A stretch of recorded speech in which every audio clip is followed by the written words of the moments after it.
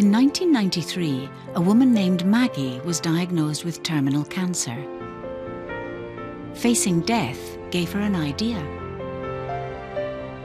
Maggie thought, we can do better than this. You don't have to suffer in a corridor on death row, having just been told you're going to die. Since her death, the most prominent names in architecture, from Zaha Hadid to Frank Gehry, have designed buildings bearing her name. I think it's one of the best things I've done. When you get a commercial client, you can't fall in love with them like you do with Maggie.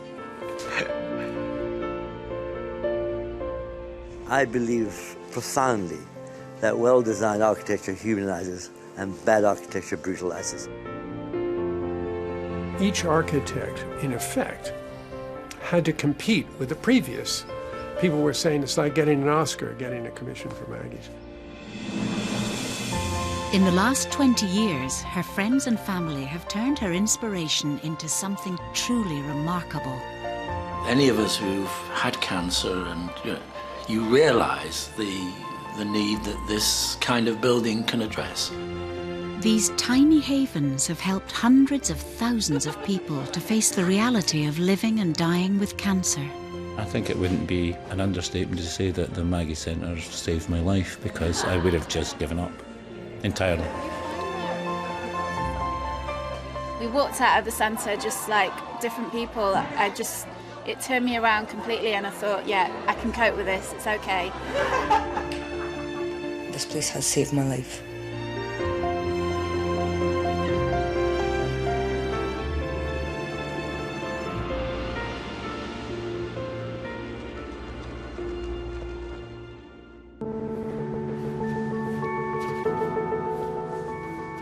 Maggie's began life as a small Scottish charity 20 years ago. This year, it will unveil its 20th cancer caring centre.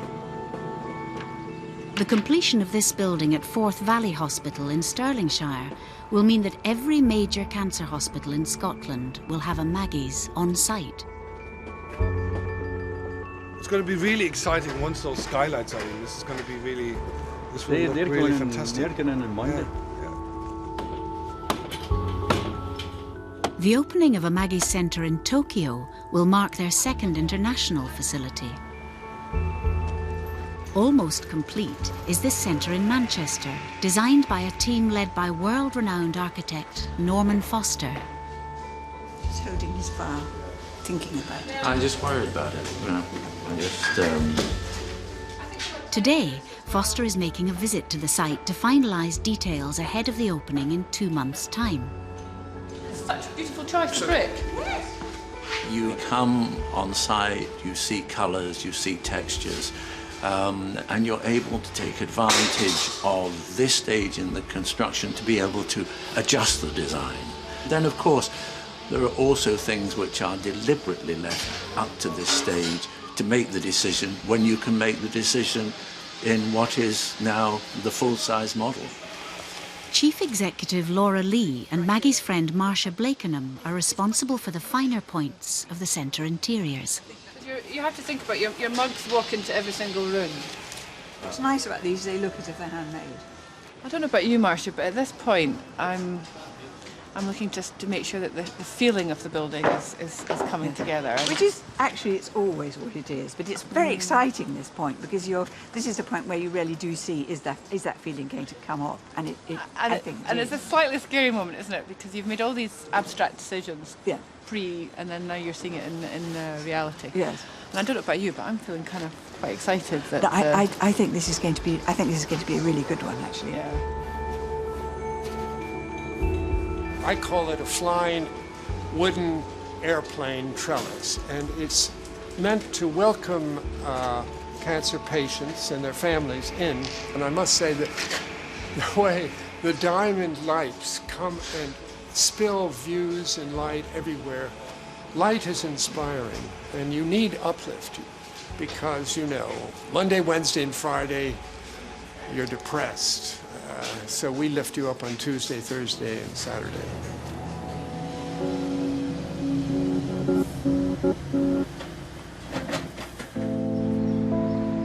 Maggie's teams of highly trained staff provide support for people living with cancer throughout the UK. What sets them apart is both their approach and the environments in which they work.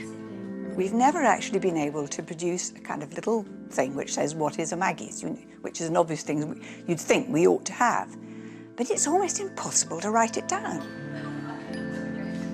It's a hybrid building by nature, and it's a church that's not religious. It's got art in it, but it's not a museum. And it's a house which is not a home. What is a Maggie's almost is the experience of being in a Maggie's. And again, relax your shoulders. Each Maggie's Centre runs a support programme which includes everything from nutrition classes and wig fitting. I think when I start to wear it, I'll just get used to it being there. Yeah. To bereavement counselling and Tai Chi. People at the Maggie Centre say, I've got cancer. And you can talk quite openly about it. In the past, you were diagnosed with cancer and that was the end of you. Now, lots of people survive for long periods of time. And coming and seeing people that have survived, that's the biggest boon ever, isn't it? There's still life to be had. You know, it's not all over. I think that's what everyone wants to hear. It's not all over.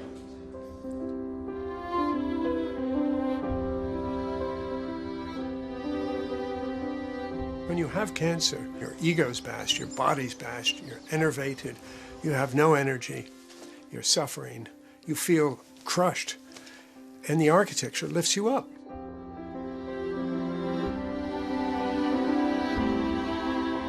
We wanted the Maggie Centre to be something that was inspiring and intriguing and be of a contrast to the clinical environment. Maggie's welcome anyone who has been touched by cancer into their centres. By offering information and support, their aim is to inspire hope. When I was first diagnosed with cancer, it was such a shock. The Maggie Centre was an absolute godsend, and I used it in so many different ways. So did my family. Art and beauty can really uplift, and to use that in a compassionate way that helps other people, it just kind of combines the best things that we have about humanity, I think. There's no one, this is what Maggie's does, it's what the individual needs, and that keeps changing because cancer keeps changing and the treatment keeps changing. What do you, as someone with cancer coming in the front door, need? And Maggie's is there to help respond to that.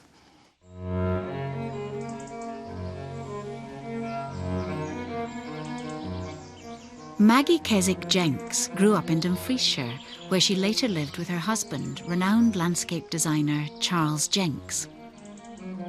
When Maggie and I first thought of the garden, of doing a garden, there was a terrible fence here with cattle, and it looked a mess. And so we thought, well, let's pull in the far landscape, all these rolling hills, and to miniaturize it.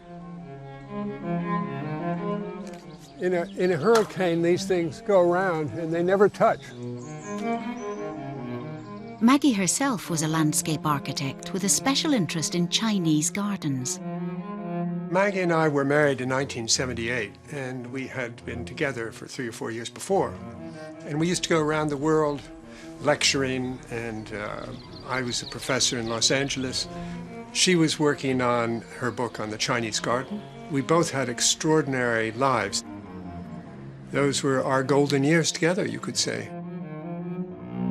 She was a joy, and she had enormous energy. She sort of brought light into a room, actually. You know, you felt that the place was more alive because she was in it, actually. You can see David Bailey's photograph of her when she was a clothes horse, as she put it, and famous photographs by Patrick Litchfield of Maggie as, you know, the peacock. So in 1987, in December, just before Christmas, I felt Maggie's left breast, and I noticed the little nodule in it, and I said, Maggie, what's this, you know? And thus started our very long going to one oncologist and another, and another, and another. Then she had a mastectomy, then she didn't have chemotherapy, And then she thought that was done and gone and done with. After 5 years of remission, Maggie's cancer returned in 1993. The specialist came down from Edinburgh and called us in, and Maggie looked at him and said, "Right, now tell me the truth. How longer do I have? Tell us." And he said, "Do you really want to know?" And we said, yes, we really want to know. He said, "Well, 2 to 3 months." And then the nurse came up. We went, "Oh, I see." And then he said, "I'm sorry, but I'll have to move you on because I have another person to see now." So then he moved us out into the corridor, and we sat balefully in this dark corridor.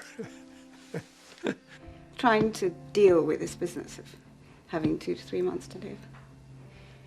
And as we sat there, various nurses that I knew, people in the hospital came past and they said, "Hello, dear, how are you?" Very cheerful. And, well, I'm fine. And I think that initial shock was certainly a moment when Maggie thought, we can do better than this. You don't have to suffer in a corridor on death row, having just been told you're going to die. So that was the moment when architecture and medicine met in our minds. It really has to feel like a But like it's a just house. the wings. The wings just make you... Exactly. And the glass house would be the best. Today, Laura Lee is the chief executive of Maggie's, but in 1994, she was a young oncology nurse at Edinburgh's Western Infirmary. In meeting Maggie, she was very similar to many of the patients that we met. She came at a point where her illness had come back, life was very frightening and scary. What made her unusual was that she had a bigger life beyond Scotland in terms of her world. Her world was London and the States. And so she would come to her clinical treatment sessions with an army of other thoughts on what else she could do to help herself. Laura got to know Maggie well as she nursed her through a course of high-dose chemotherapy, which it was hoped could prolong her life. She did live 18 more months. So she outlived her death sentence by 16 months. That's incredible. Those 2 years for our children who were 13 and 15. We had fought, and in a way, we had won. And I think, funnily enough, what really helped her get through it was thinking, what can I do for other people in my position who don't quite know where to turn? You know, their hospitals are fantastic and give you incredible treatment, but there is more. There is more than that. Maggie dedicated the last year of her life to working on an idea which she hoped would change the lives of people with cancer. The notion of a cancer caring center is what Maggie always called it. One of the big ideas was it being patient-oriented, in other words, self-help. How you could do things which would get your courage back, make you feel like yourself again, not a cancer victim. Maggie spotted a disused stable block in the grounds of the hospital and persuaded the NHS to let her convert it. She got things underway by engaging a local architect. I probably had 2 or 3 meetings with Maggie.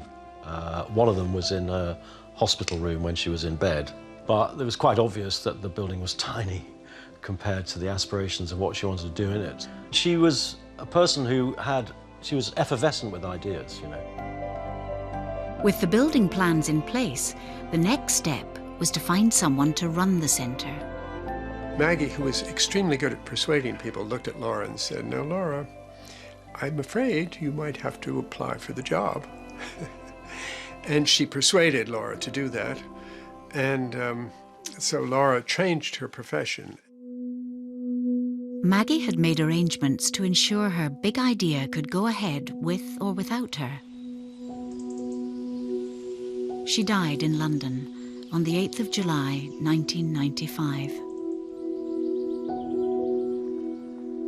For Maggie to die before the charity had been formally established, before the lease had been formally signed, before we delivered the design of the building that she'd worked on with Richard Murphy, was a very scary period of time, and of course it could quite easily not have happened.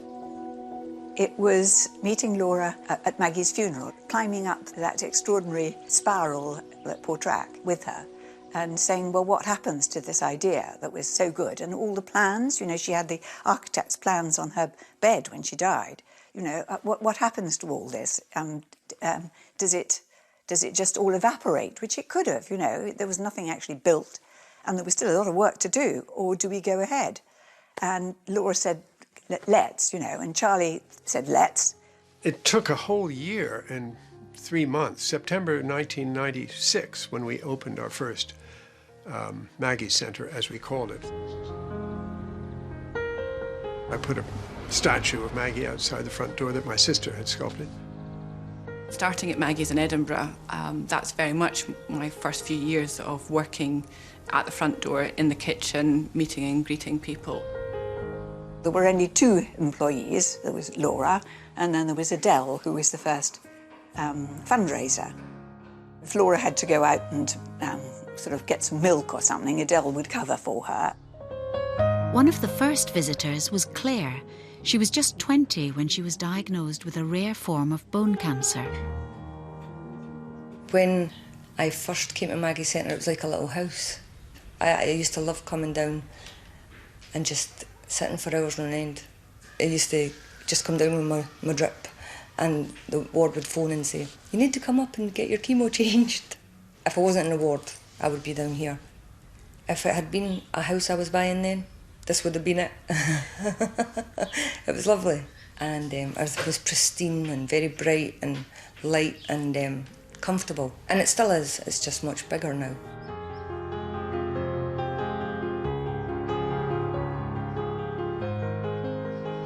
Since it opened in 1996, the original centre in Edinburgh has had 2 extensions. The important thing is, as you come in, you can look up and you basically see all the destinations that you might want to go to. So there's nothing hidden in any way. You know, I always think it's terribly important when you go into a building, if it's possible, that you grasp the geography of the building straight away, and then people's anxiety level drops down. One of the first things visitors see when they arrive at a Maggie Centre is a large kitchen table where people are encouraged to congregate. Probably most of what I've liked about coming here is the just sitting having a cup of tea. The heart of a Maggie Centre is the kitchen table, because it's the place where patients meet each other and professionals. You evolve this natural conversation in a way that you would do in your home when a friend comes round to visit you. I've had breast cancer. My mum also had breast cancer, so she does really get it, but actually she and I never talk about the emotions, and I wouldn't do that with her. And she has come with me here a few times, but my mum finds it very hard. She would be over the moon if I said, right, Mum, let's go and have a coffee. I'm going to tell you how I feel. I just can't do it. I didn't want to burden friends that was close to me with that news. And still, today, sort of 4 years on, we still need to come here. Initially, it was literally being able to talk to somebody who is out with your family, out with your circle of friends. I'm very close with my parents and my sister, but still found it very difficult to actually speak to them. So you can just come and chat about anything and cry. There's always a box of tissues close at hand. Even with your closest friends, you don't want to pick up the phone and say, this is really crap. Because it is crap. And you always want to, I guess, put a brave face on it in a way. When you go out and see folk, I put my hair on and put my face on to try and feel normal. But here, you just don't bother. Carolyn is still undergoing reconstruction treatment following her recent mastectomy at the Western General. I was diagnosed late August last year. 30th of December was my last chemo treatment. In January, I had to have discussions about my surgery, and at the start of February, I had a mastectomy. So I'm finished my active treatment, but I am still to have the reconstruction work finished. I'm too big-boobed to comfortably have nothing there. So I've got what's called an expander. It's half silicone, and then there's a bit where they inject saline so they can stretch the skin. That's it, starting to feel a bit tight now. Then I get some lipofilling, and then an operation to switch this implant out for a permanent silicone implant. You are doing very well. 1, 2, 3, go! I met him on a Monday and my heart stood still. For me, Maggie's has mainly just been a space to feel comfortable in with company, because I live on my own. And you don't want to burden people with it. The singing group I have come to a lot, which is great. It doesn't matter how you go in, you come out smiling. Fantastic. In its first year, the Edinburgh Centre saw over 1,000 people come through the door. The unique space they had created had clearly met a need. I very much came from the NHS mindset that it was the professional staff and people that were important. I wasn't any different. I had no new skills. So there was something about the environment that allowed people to open up. After 2 years, I suppose, we said, okay, should we start another one? And then we said, okay, Glasgow wants one. And if Glasgow, the big cancer hospital there, wants one, we'll do it there. And then a third hospital in Scotland said, well, hey, we would like one. With 2 successful centres up and running, the next request came from Ninewells Hospital in Dundee. Someone had the bright idea to approach an old friend and colleague of Maggie's to design it. Actually, it was my idea, probably because I really had no idea, because, you know, being a complete amateur, that you simply didn't do something like that. Well, why don't we ask Frank? Because we know he loved Maggie. Maggie's dear friend was none other than Frank Gehry, one of the world's most renowned and respected architects. Although he had designed buildings all over the world, he had never built one in the UK. It was natural for me to be asked and natural for me to do it. Gary's fondness for Maggie meant saying no wasn't an option. I adored her. She was full of life. She was great to be around. She had a lot of love to give, a lot of energy. He felt a special desire and obligation to really produce a lot of different versions. And so he maybe made 20 models. It took a long time. We said, come on along, Frank, get on with it. Myself and Marcia went off to Los Angeles to see him. And we'd taken the flight out, and it was a long flight, and I'd never been to Los Angeles before, and we arrived in his studio. He'd had the brief, he'd visited the site, and so we were going off to look at the first sort of, we thought, Maggie Centre. I kept thinking about Maggie. Would she like this? Would she not like this? Which drove me nuts. And so some of the early designs were a little bit flashy. He sent me the penultimate, and it looked a lot like Ronchamp Church of Le Corbusier. I mean, a very sculptural thing. I knew that the models I had, I wasn't completely happy with yet. And I had this about her, and I talked to her. And she said, "You're not there yet," or something. I stopped. I listened to her, and I changed it. I thought more of Maggie. She was there for me. I had her in mind all the time. When it's there, how do you know it's there? But I do seem to know when it's there, and I stop. And I stop. I just stop. That's it.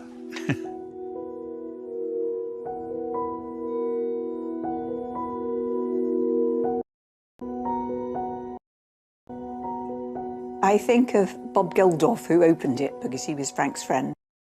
This lovable little dumpling of a building, just like my friend Frank. Gehry's final design for the Dundee Centre was a white, cottage-like building with a distinctive, crinkled silver roof. He based the roof on a detail from a Vermeer painting which he associated with Maggie. Maggie and I went to the British Museum, to the Sainsbury wing one day and looked at paintings that we liked and loved, and we talked about Vermeer, and somehow that recollection came back to me of the starched collar and Maggie. And so that's why the roof of Maggie's is the starched collar. A lot of roofs are corrugated. It's not unusual to see a roof like that. But in my case, I made it pleated. So it's a pleated roof rather than just corrugated. Corrugated would be rigid, pleated sort of friendly.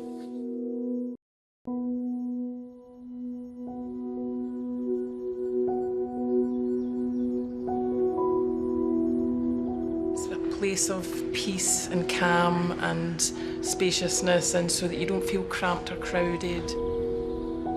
The shape of it is just different from anything else.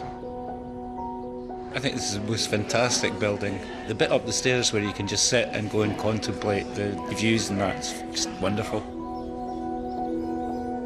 I think when you've had cancer, whoever you are affected by it, and you value the things that are beautiful and the things that are comfortable afterwards.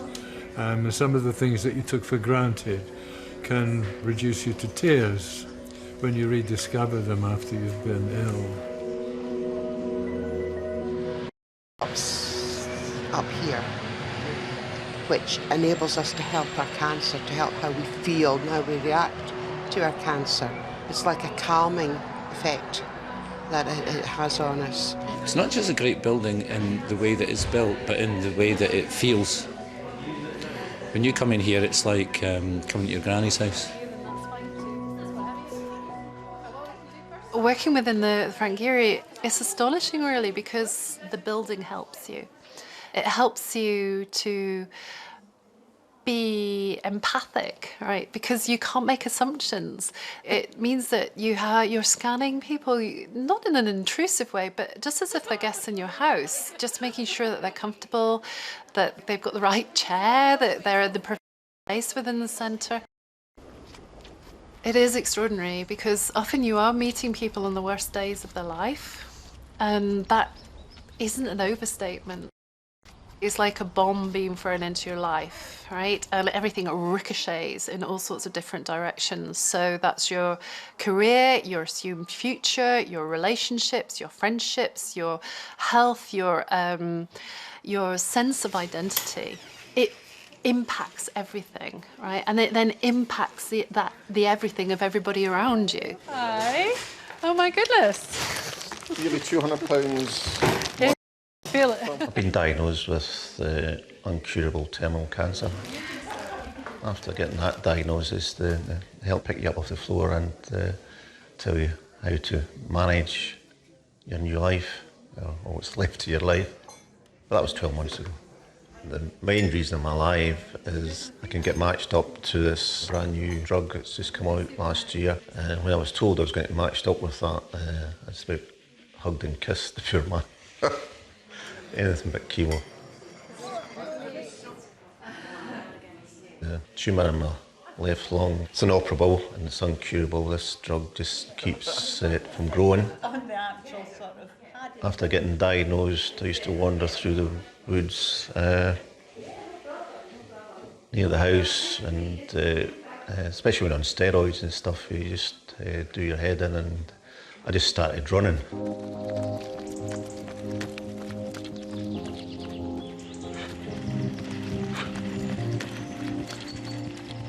I felt better after that, so I've been on daily runs ever since.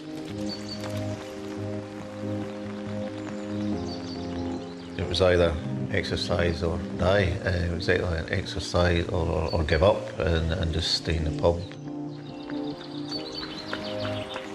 It was fear, I think. appeared that I was going to die tomorrow. So that did just to prove that I wasn't going to die tomorrow.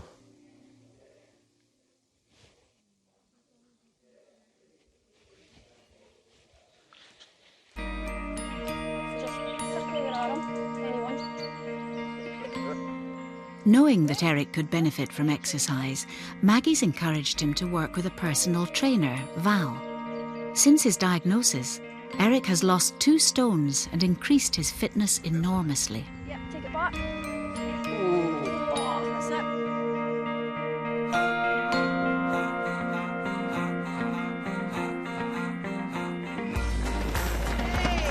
This weekend, he's running the Edinburgh 10K with 2 of his sons. Just decided to do it because my dad was doing it. I kind of felt bad. He's got cancer and he's doing it, I'm not doing anything, so joined up with him. What time you do? 52. 52? I was 51, wasn't I? 67 minutes, 5 seconds. Not bad for an old man. You buying the pub? I'll buy you a pint, son. Don't you worry. This run is just the first of a number of goals Eric has set himself. He's determined to make the most of the time he has. I was incurable and I was terminal, so I'm now hopefully back to uncurable at the present time. Yeah, well, my motto is I'm not dead until I'm dead, so I'll be living as much as I can. It was quite handy, the last mile was all downhill, so that was just... As well as fulfilling an important need for local people with cancer like Eric, the Dundee Centre became famous in its own right. The prestige that went along with owning the only Frank Gehry building in the UK would create a turning point for Maggie's. Frank, having built his lovely centre, you know, all the other architects were actually rather interested in doing the same thing. We realised after that architecture put us on the map, and since we have to raise all the money for our buildings, it made sense, you know, not to hide the fact that Frank Gehry had designed it. A stunning building in Inverness by Scottish architects Page and Park followed. But the 5th centre was the next building to make news internationally. The late Zaha Hadid was renowned throughout the world when she designed this tiny, dramatic building in 2006. But like Gehry before her, her design for this Maggie's Centre in Kirkcaldy in Fife was her first ever building in the UK. Zaha did that sort of, you know, what looks a little bit like a stealth bomber in Fife. Hadid's unique design took a particularly difficult site and effectively turned its back on the ugly 60s hospital building to face the only green space on the campus. I thought it would be very interesting to actually have a small pavilion jutting over the edge of that hall and almost kind of really a contrast to the whole, you know, severity of the hospital. By creating a floor-to-ceiling glass wall, she maximised the building's light to create a bright, tranquil space. She came to present her thinking for the Maggie Centre. As we started to go through the functional bit of the building, Zaha immediately just redrew with her pen and made the inside curvy. So we have a very angular Fife centre with curves inside. And actually, I think that's a lovely contrast, that you have the curves against the very, very sharp spaces. From there on, her building started to have curves, and we didn't know that at the time. The interior curves of this little building would go on to become Hadid's signature style. Maggie and those who carried out her legacy had always understood the impact beautiful architecture and design could have for people with cancer. What they couldn't have predicted was just how acclaimed they would become within the world of architecture. Soon, people were saying it's like getting an Oscar, getting a commission for Maggie's. Since the Fife building was finished 10 years ago, a further 7 have been completed, every one unique in its own right.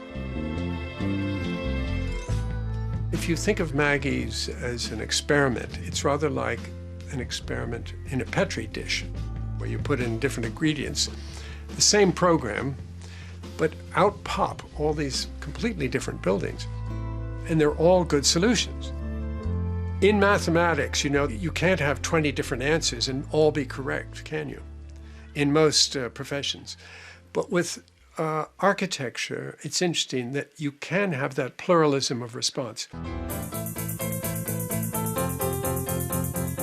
In the years since it began, Maggie's has gone from one small centre in Edinburgh to having many landmark buildings throughout the UK and beyond.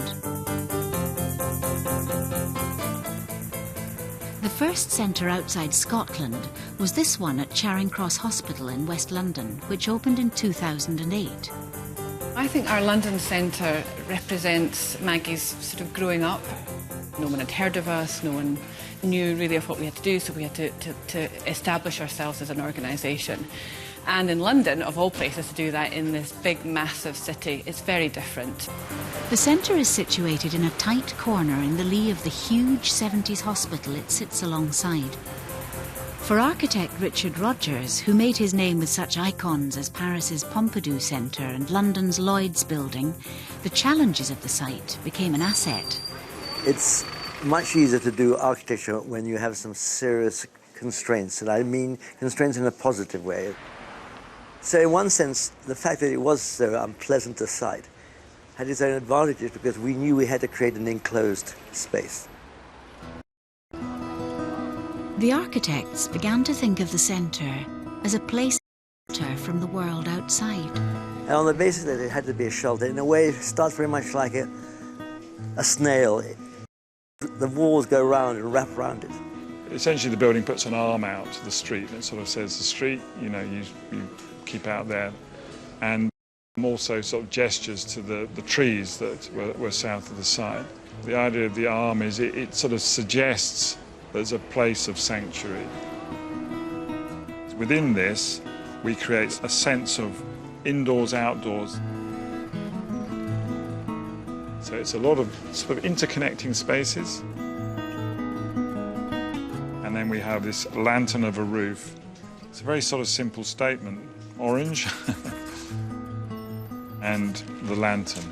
And it's very bold for a small building. And it's as bold as the massive hospital behind it, but it says completely opposite thing about healthcare. It's the spirit that we're trying to deal with as well. Of course, medicine is also trying to deal with spirit, but we're doing it in a slightly different way, in the most human way that we can think of. And that's really the humanism of it. And it attracts everybody. To be a humanist, that's what we're all about. But in a sense, what we're trying to do is to say, this is a way forward. This is a way to humanize a not very human situation. The variety of buildings in Maggie's collection is testament to the creative freedom the charity affords its architects. Although they have lots of latitude, there is a brief. They ask for a welcoming entrance, a space to pause beyond the door, office space, a kitchen area with room for 12, one large room, 2 smaller ones, space to lie down, and a garden. Maggie's architectural brief, I think if you're in the business of property, would feel a little bit light, but it's heavy on emotional and less on technical sort of function. And the reason for that is that we want our architect to get the feeling right, and that's not something you can retrofit in a building. With curtains, carpet. For Manchester architect Norman Foster, his own experience of having cancer influenced his ideas for the final design. I didn't really read the brief, and I don't know whether that's an admission of professional negligence. I just had a vision of the kind of place that when somebody had given me the news, if I wanted to talk about that, what kind of environment would I want? And it is a devastating point in your life, and arguably your life has changed as a consequence. Really, And you never really forget that moment when you were diagnosed, when you received the news. And it's at that point that you feel very vulnerable. Any of us who've had cancer, and you realise the need that this kind of building can address. The new Manchester Centre stands to help a huge number of people as it sits in the grounds of the Christie, the UK's largest cancer hospital. Louise is one of 44,000 patients who attend the Christie each year. She's been coming here since her first diagnosis 6 years ago. In 2012, she was given the news that she may only have a year to live. Being given a terminal cancer diagnosis does make you look at your life, and it makes you appreciate every minute. It really does. None of us know when our end is going to be. For a healthy person, it could be tomorrow. You just don't know. So in a way, cancer gives you that breathing space to be able to make sure that people in your life know that you love them. Louise was originally diagnosed with cervical cancer and had to have major surgery. Although she has outlived her diagnosis, her cancer has returned 3 times. She knows well how hard spending time in hospital can be. Coming for chemotherapy and having chemotherapy is really gruelling. You're not feeling 100%, and as the chemotherapy goes through, you feel more and more tired. So travelling backwards and forwards can really make you tired. When you get sick after you've had chemo, I normally have about 5 days where I feel really poorly, and then I start to buck up a little bit. And when that doesn't happen, it's really disappointing, because you just want to be out living your life, especially when you know that your life might be limited in some way. You don't want to be spending it in bed and you know, feeling poorly, so it can be really, really frustrating. I tend to live day by day, really, and I'm quite a positive person anyway, so it is really just focusing on the here and now.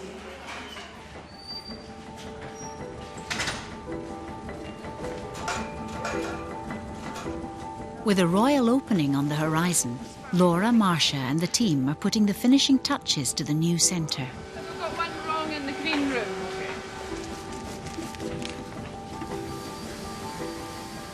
I think that's about right. What do you think? Yeah. Have you got a pencil? Yeah. In keeping with Maggie's original philosophy, the organisers always include art in its centres. Over the years, it's received donations of a great many significant works. Eduardo Palozzi was a great friend of Maggie, and he gave a whole collection before he died, and then his foundation have continued to give his works. Don't you think that's all right, Laura? And yes. We were having a disagreement about. I think that's much better. She thinks okay. I think that's much better. Mark it. That's better. We're happy there. Okay. She's boss. Have you got it on, Millie? No. Bring it in. She's doing well, she's doing well. Well, you bear in mind, she started 9:30 in the morning, and now it's going to be 6 o'clock, so... It's overtime. It's overtime, but... Yes. Yeah, well, I think 4 and 4, don't you think? Or what do you think? For Marcia, her friend is never far from her mind. That spirit is still here, you know. This is what she meant, you know. This is the kind of place she meant. And I also kind of just occasionally have a shiver for her about look at the ball you set rolling, you know.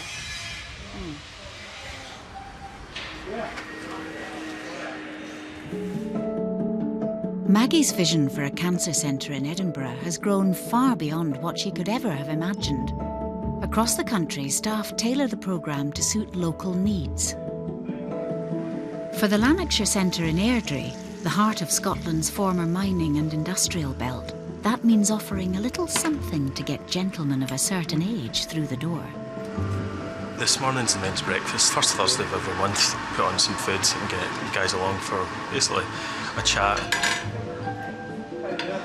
Maggie's sort of advocates, you know, healthy nutrition and a decent balanced diet, but A little bit of something like a rolling sausage or rolling bacon is not going to do anyone too much harm on a sort of once-a-month basis. We're very much driven by the folk that come along, and this is what people want. I'm effectively the cook. This group doesn't require much kind of input. People, once they're introduced, tend to feel quite welcome from the other men in the group. Did you? Switched off. Did you? Yeah, I started when I was like... I switched off. Yeah. What was the name of the program? The Big C, was it? The Big C. The Big C. Oh, right. I decided... We don't seem to watch anything like that now, since my wife's had it and cured, in remission. That's it. She just wants to forget all about it now. That's right. When I came here, first of all, I was expecting doom and gloom, and it's anything but. It's nice and bright. I just found it's just nice, peaceful. Staff are helpful. Any queries you've got about cancer there makes it sound easy to speak to. No expenses been spared on it, which is a good thing as well, because a lot of people do. You do that wee bit of comfort, a wee bit of luxury you don't get in your own home. What do you want? Bacon and sausage.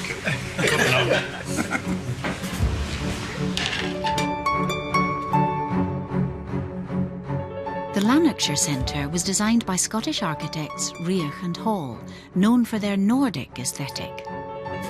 We built a walled garden, effectively. We spent a great deal of time on selecting a beautiful brick and then taking that brick on a little bit of a journey so that it becomes a perforated wall so you can see in and people can see out.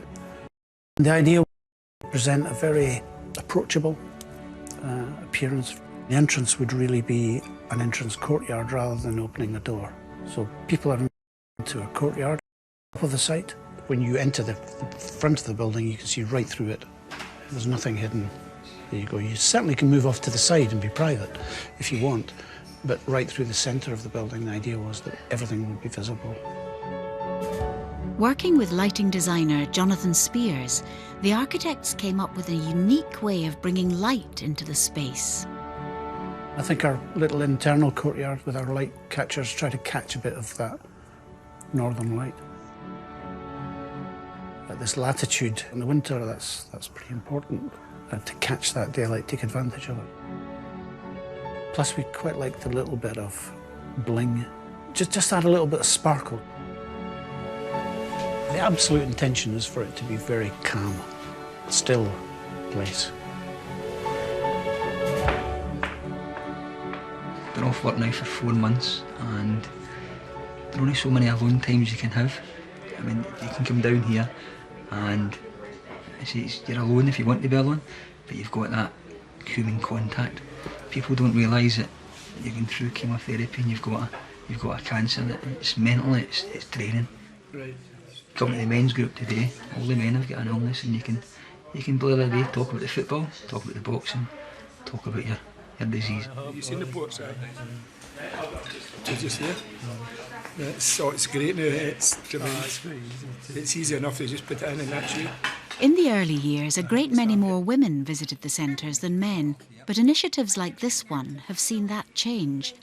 Here in Lanarkshire, almost as many men as women now visit each week. My wife, she couldn't understand, first of all, why I wanted to go to Maggie's group to talk about my illnesses sort of thing.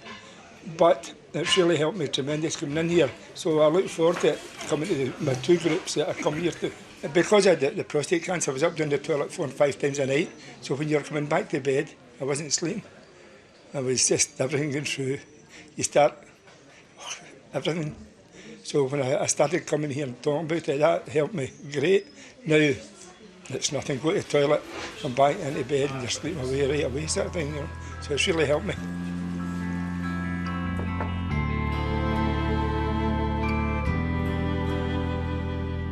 In Manchester, the newest Maggie Centre is finished.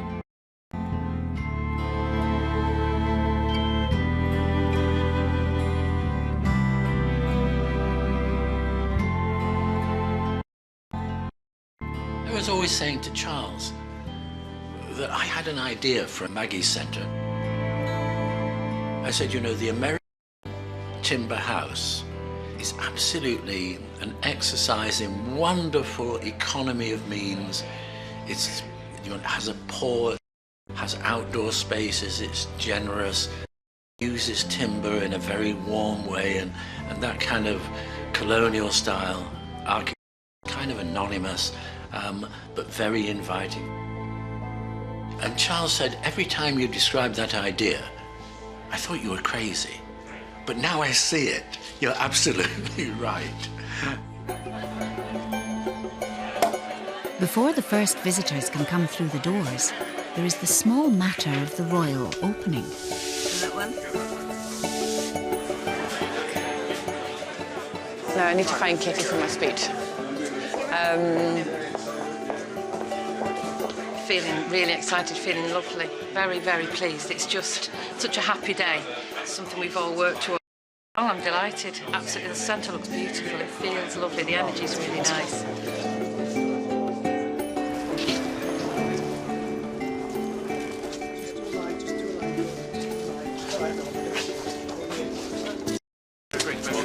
Very nice to see you. Thank you very much.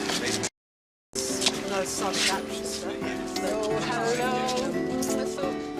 This centre has been named after a local man who recently died of cancer. Robert was my husband, my children's dad, just an ordinary man. To have a building named after him is special, and he will live on, which is the nicest thing. In Manchester at the time, when my husband was ill, there was nothing at all. Nowhere for us to go, nobody to talk to. Before going home, you just wanted to chat a little bit to each other and take in what you'd been told. And Robert's cancer was extremely quick. And we would sit on the bench outside Christie Hospital, or we would go to Cafe near Salisbury and to watch, you know, my husband, who was a very strong, successful man, break down in Cafe Nero. It was hard. So something was needed, and he would be thrilled with this.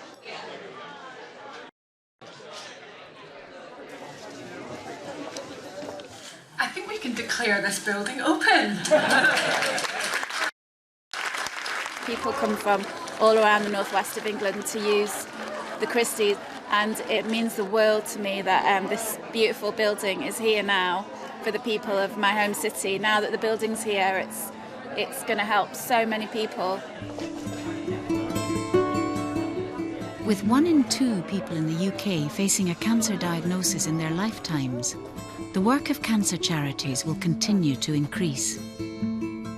At present, Maggie's have a further 8 buildings at various stages of planning.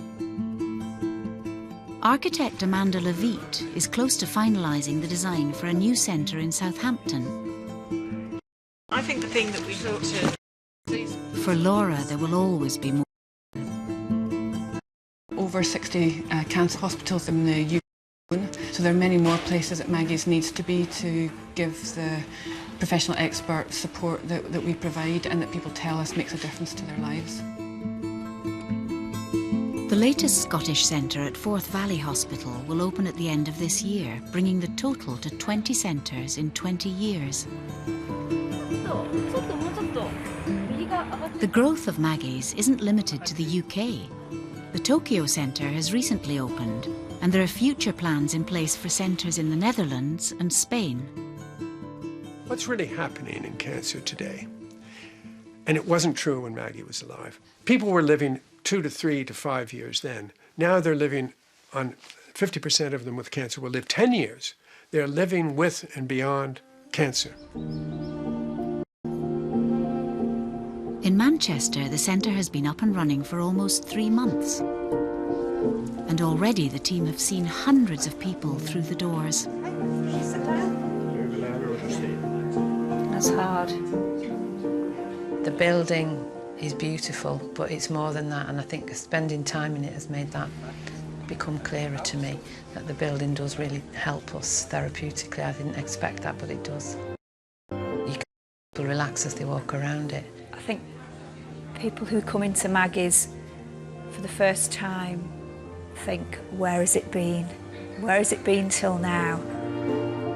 For Louise, husband Steve and others like them, the new centre has already become a sanctuary. Being able to come over to Maggie's and just relax and curl up on a sofa and, you know, if you're cold, put a blanket round you, read a magazine and chat is just fabulous. Just to have a comfortable surrounding is just so important.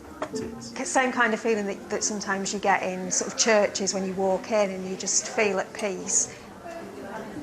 It feels like a treat. That's what it feels like, because it's something you don't have to do. You don't have to come here. So when you do, it just feels like the stress in your shoulders drops and you just feel relaxed, and that's why I think it's important.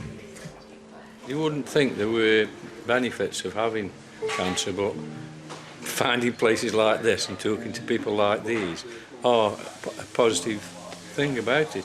But I mean, to talk to somebody, would it be well he's having his chemo? Yeah, we can, you know, sort something today. No. Yeah.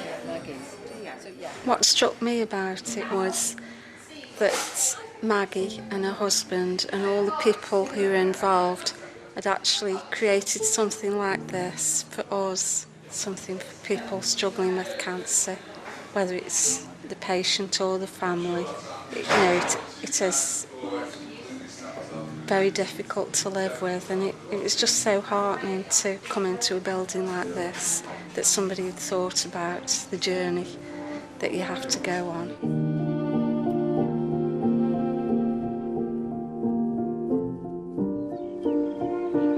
A week after his 60th, Eric ran the Scottish Half Marathon. After told you're dying, you either die or kick in and enjoy what you've got. Wasn't he supposed to reach 60? Let's see if we can get to 70. Carolyn still has some further surgery ahead, but has recently begun a phased return to work. I feel like I'm starting back almost, kind of rejoining the real world. Everything's kind of been on hold for a year almost. Everybody else has been off doing their thing, and I've just had to spin around in my wee cancer bubble for a while, but I'm kind of stepping out of that now, and that's quite nice. I've still got stuff to do to kind of keep my head on straight, but yeah, I'll get there. Louise is still undergoing treatment for her recent recurrence of cancer. We always thought we'd grow old together, and I still cling to that. You know, there's no reason to believe that I'm not going to be the